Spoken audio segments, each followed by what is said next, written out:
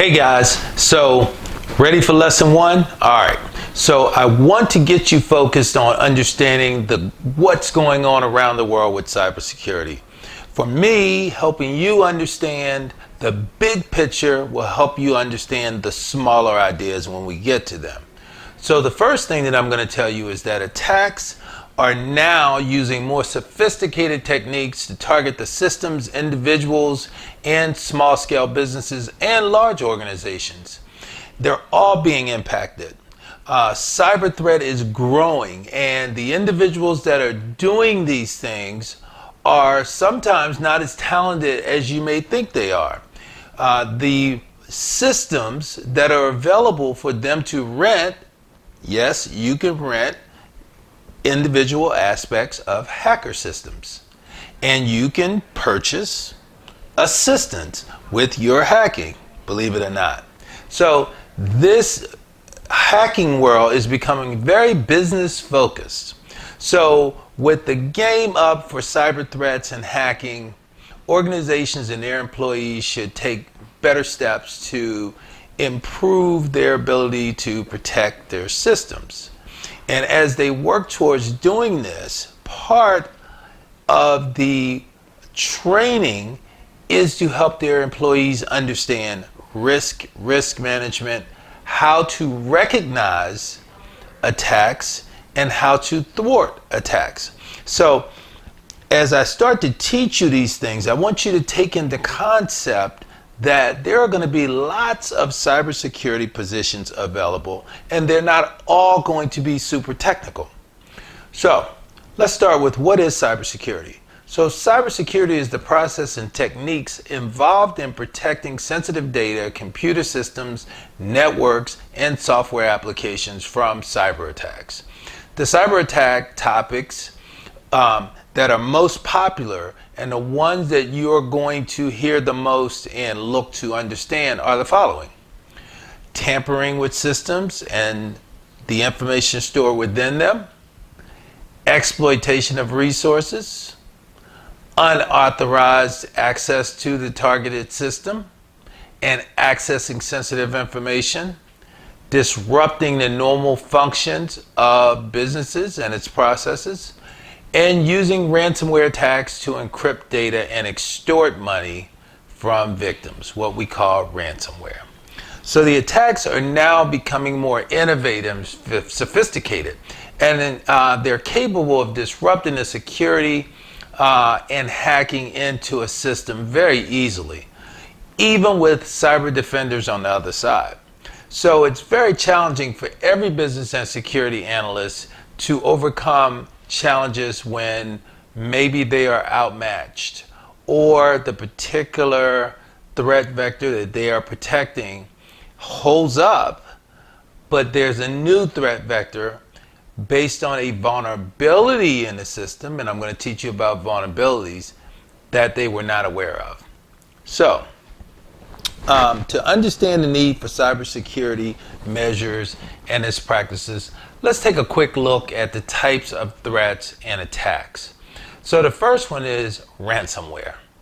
Ransomware is a file encryption software program that uses a unique, robust encryption algorithm to encrypt the files on a targeted system. So I send a file to your computer, you open an email, you get the ransomware on your computer, it locks up your computer. I send you a note that says, if you want me to unlock your computer, you have to pay me. That's why they call it ransomware. The authors of ransomware threats generate a unique decryption key for each of its victims, and they save it in a remote server. The user cannot access that file until they pay the ransom. The ransomware authors take advantage of this and demand a considerable ransom amount from the victims to provide the decryption code and decryption of data. But such attacks have no guarantee that you're going to get that decryption key once you make the payment. There's no guarantee. It's not like going to a store.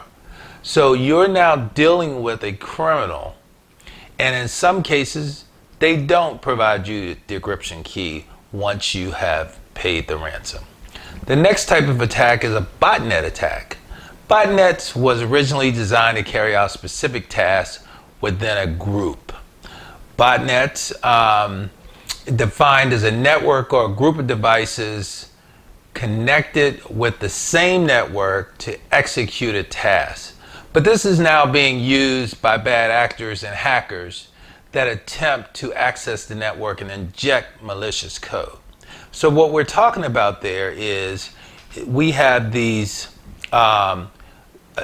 applications, and we have what we call bots.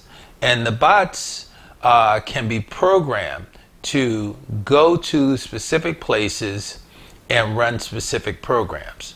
Those bots can put bad code on your computer without you knowing it. And those bots can do things like every time you perform a function on your computer, those bots send your information and data back to the host computer, back to the criminal that is controlling the bots. So another type of attack is a denial of service, distributed denial of the service attack. And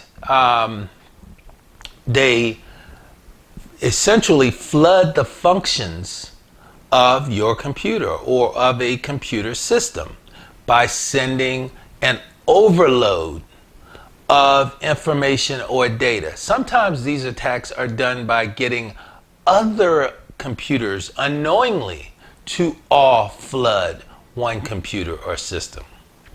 So botnets attacks are generally carried out against businesses and organizations due to their huge opportunity to profit from them.